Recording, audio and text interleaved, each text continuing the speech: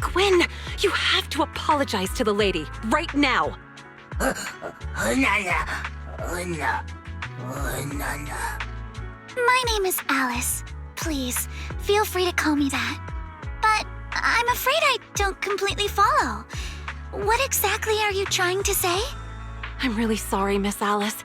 It's my fault for not teaching Big Gwyn properly, and it's caused you trouble on more than one occasion now.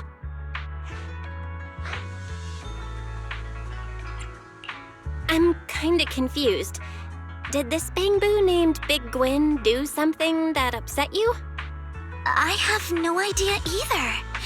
This young lady, Miss Ayao, suddenly came out of nowhere, storming over with a thorny stick in hand. And the first thing she said to me was, "Give it a good thrashing!" I was terribly frightened for a moment there. I'm sorry. I didn't mean to scare you, Miss Alice, but this little one really needs a proper scolding. I've been having a tough time job hunting lately. I haven't been keeping as close an eye on it as I should have. I never thought it'd actually pull something like this.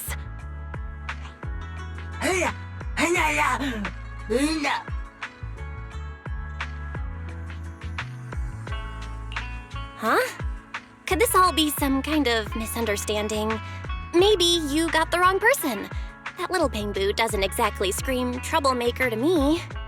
Wait, that round little body, the perfectly symmetrical shape, and the zipper on its chest? Are you... I recognize you! Was your owner's boyfriend rescued in the end? Is he okay now? Did he make it home safe? It's all coming back to me. I lost sleep for days worrying about you. I even searched all over the streets, but I never saw you again. Since you're here now, does that mean the money I gave you helped solve the problem? That's fabulous! Oh, right! Is this lady here your owner? Sorry, Miss Alice. I don't have a boyfriend. Big Gwyn made that story up. It was all a lie. Huh? All a lie?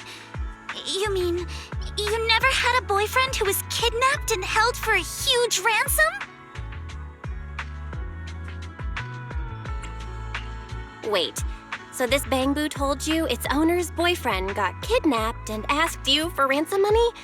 That sounds super sketchy. Alice, you didn't actually give it money, did you? Well, I ran into it for the first time a few weeks ago, and it looked really anxious. It was clearly in distress, and everyone else was ignoring it. So I approached it and asked, "Mr. Bangbu, is something the matter?" It told me that its owner had lost her job and was about to be evicted by her landlord, and that they would have to leave Phylum Heights soon. It said that it would be great if someone could lend it some money. So I gave it some dennies. I told it not to worry about paying me back and to just help its owner however it could. I didn't think a Bangbu would go so far unless things were truly desperate. You're so kind, Miss Alice. To be honest, there's some truth to what Big Gwyn told you. The company I worked for suddenly laid off a bunch of people without warning and didn't even pay severance. And just when I thought it couldn't get any worse, my lease was up. I've been looking for a new job everywhere and couldn't find anything. I was on the verge of packing up and leaving this place. But if I left, I probably wouldn't be able to take Big Gwyn with me. I'd have to hand it off to a friend. Maybe it realized that and got scared. So it started going out on its own, trying to earn some extra dennies for me. There aren't many jobs a Bangbu can do. It must have realized it could never earn enough for rent. And that's when it started asking people on the street for help. I know Mr. Big Gwyn wasn't really trying to deceive anyone. I was the one who told it to just take the money. Like it had won the lottery or something. Yeah, when it came back and said it had won a jackpot, I was so happy. I praised it for hours. That money really helped us stay afloat a little longer. But it still wasn't enough. So, Big Gwen went back out on the streets, ran into Alice again, and told her its owner was in more trouble? That's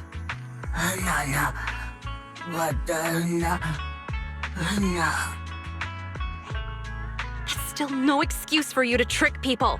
No matter the reason, lying is wrong.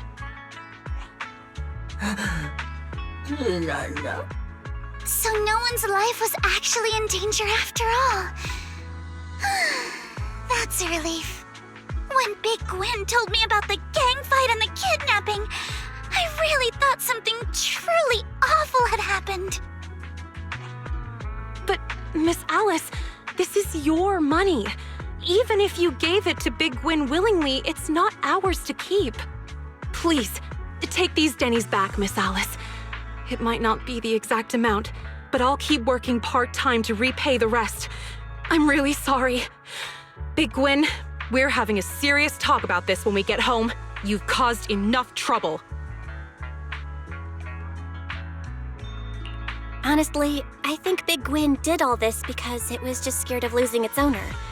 Although the way it handled things wasn't right, its heart was in the right place. With a little help, I'm sure it'll do better. Right. I agree with Belle. A Bangbu that symmetrical has to be a good kid deep down. Symmetrical? I'm not following. Anyway, please take the money back, Miss Alice. We've finished what we came here to do, so we'll be going now. Wait a moment.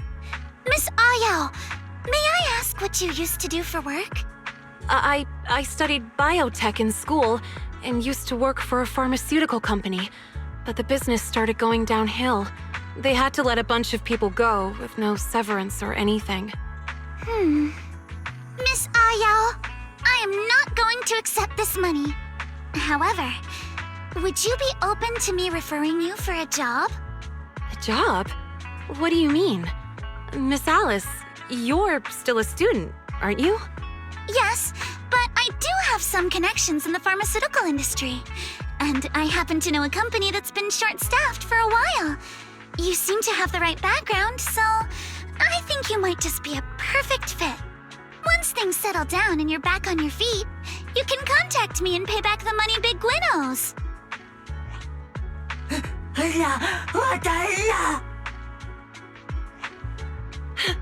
Really?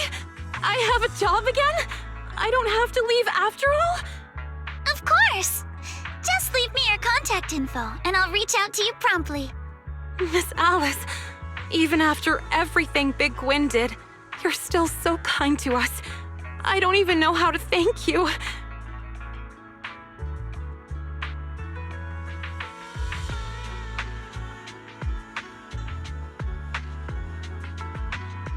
This way, they won't have to separate, right?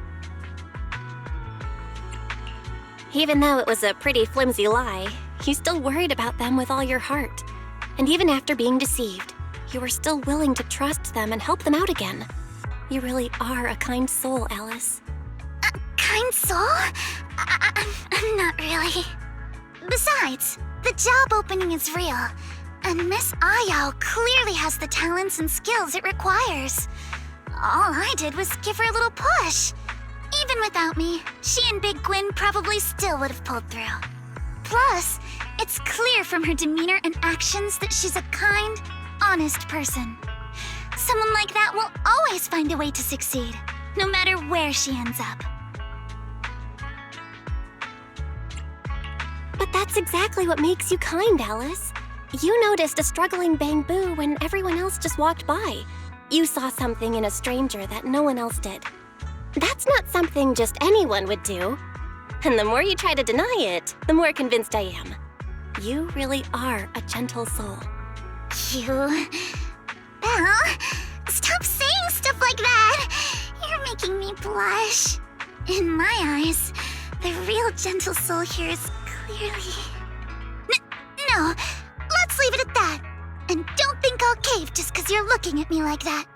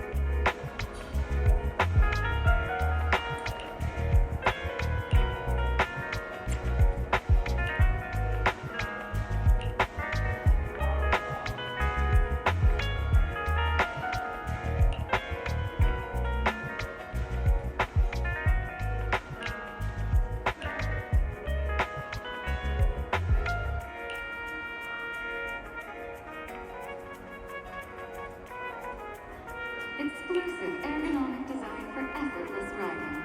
Introducing Lumina Mall's self-developed bicycle, supporting greener travel.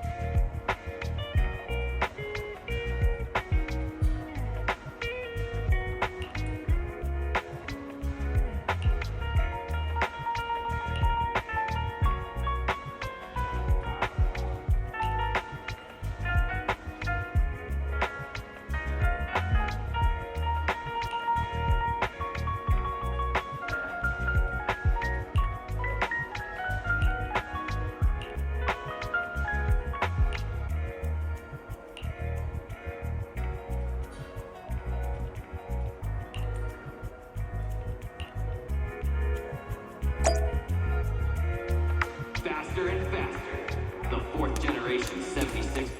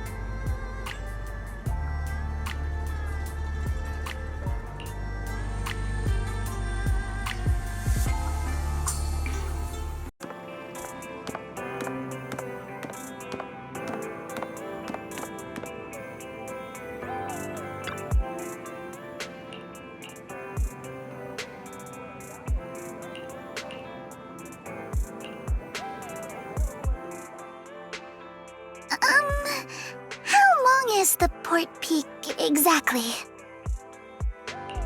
Let me think. Around 2 hours? I really love this movie. I've dragged my brother to watch it with me a bunch of times. 2 hours?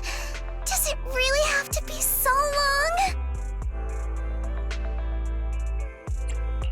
Maybe let's not watch it. You might not be able to sleep if you force yourself through horror movies. You can ask my brother. No. I've always struggled with scary things, but I can't just keep avoiding them either. As the heir of the Thymefield family, I must learn to overcome this. I must face my fears head-on! But regardless, do you happen to have a version of this film that comes with, like, scare warnings? I saw some videos online with prompts that would pop up a few seconds before the scary scene so you can brace yourself. If possible, I'd prefer to watch one like that. Sorry, we don't have anything like that at our store. Those are unofficial edits people post online. They usually cut out a lot of content, so you won't find that in video stores. Aww. Really? In that case, Belle, could you watch it with me? You've already seen it a few times, right? So you probably know where all the scary parts are. If you could give me a little heads up a few seconds before the jump scare scenes. Just this once, okay?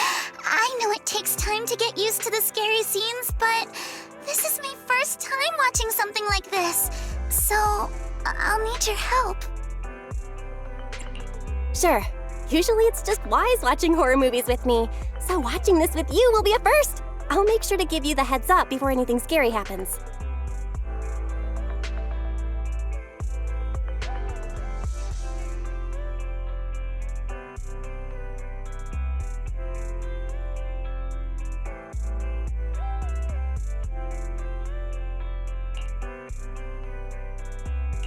Psst.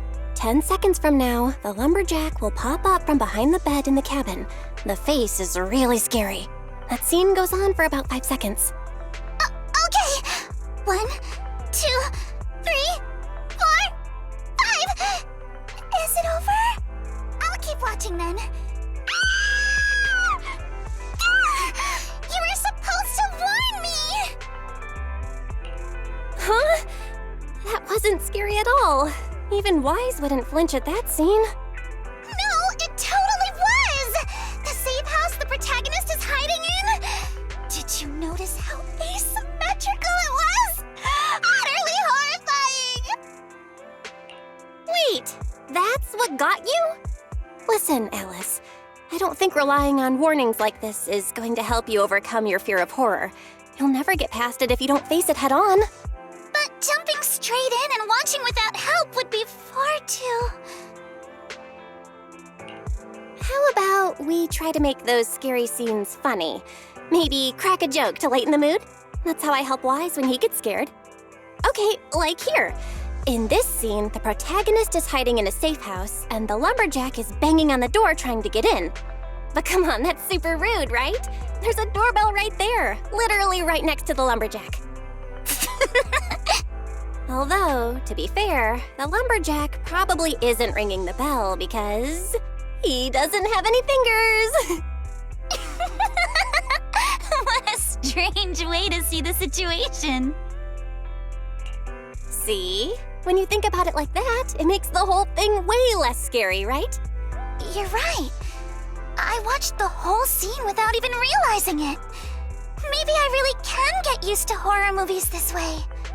Belle, can you keep doing your silly commentary for a little longer?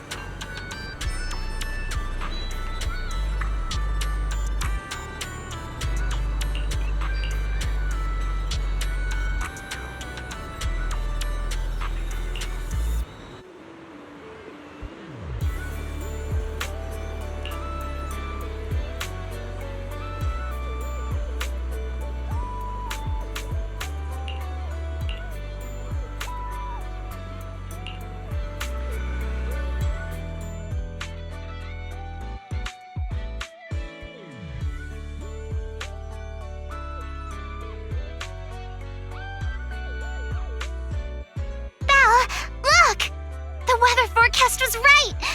There's still a bit of clouds, but the stars are totally visible now. Now's the perfect time for stargazing! Someone's really excited. Lugging all that gear out here and waiting this long just for the stars to come out. Why, yes!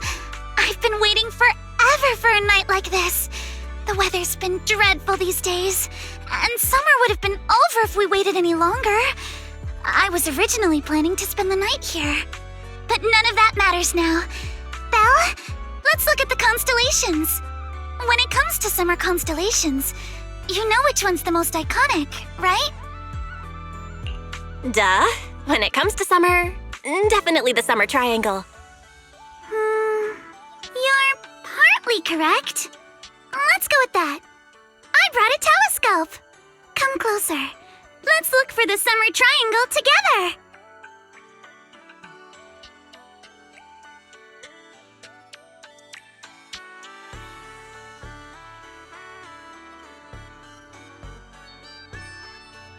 Found it!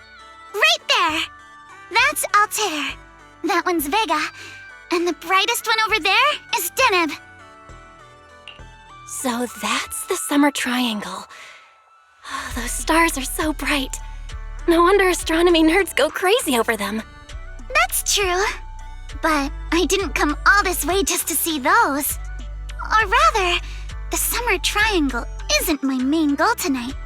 After we locate the triangle, try focusing on the stars around Deneb. Belle, look! That's the one I've been waiting so long to see! Cygnus, the Swan constellation. Bright and clear on a summer night. The Swan constellation? So this is the one you wanted to see. That's right! Its wings stretch perfectly from the body, forming a flawless cross. There's no constellation more flawless than Cygnus. Did you know that when astronomers were naming constellations, they didn't consider symmetry at all? Can you believe that? Unforgivable! And Cygnus is the only exception. The first time I saw it, it was etched into my memory. I was really little at the time. It was also a clear summer night. My father took me stargazing. He pointed out the summer triangle, then Cygnus, and told me a story about it. It's about the son of a god who died in a disaster, and his best friend who grieved so deeply he turned into a swan. A tale of powerlessness and sacrifice. The man called Cygnus couldn't save anyone or anything from the chaos around him. In the end, he became a constellation in the face of these tragic changes. A lot has changed since then, but I've never forgotten that night, or that story Dad told me.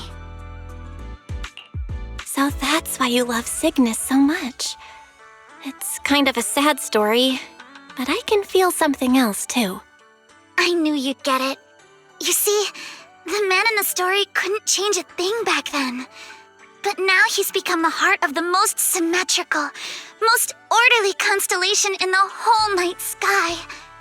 Not only that, part of Cygnus makes up the brightest triangle in the whole summer Milky Way. I used to only feel sad reading stories like these.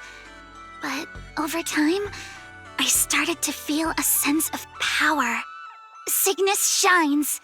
He leads the way for anyone who looks up at him, like he's shouting, "Don't give in! Don't lose yourself! Fight back with love, with courage! Fight against any fate that dares to take the person you cherish!" I think that's what my dad was trying to teach me. A lesson on the ways of the Thymefield family. Sometimes I wonder, have I found the courage to shine with that same brilliance? I think you've already found it. The you I see now has the courage to face whatever unfair twists fate throws your way. Thank you. This is why I knew inviting you to Stargaze was the right call. At least right now, everything in my sight just feels blindingly radiant. Anyway, after hearing all that, if you know the story of Cygnus, You should know who I meant when I said the person you cherish, right? Sorry. I actually don't know much about Cygnus. Oh, I see. Just kidding. I've actually heard that story too. The one Cygnus cared about most was Stop! Even if you do know, don't say it out loud. It's so embarrassing. Just remember this. Next year, the year after, every single year from now on, make time for one night like this. 2 a.m., just the two of us, watching the stars. That's all I ask.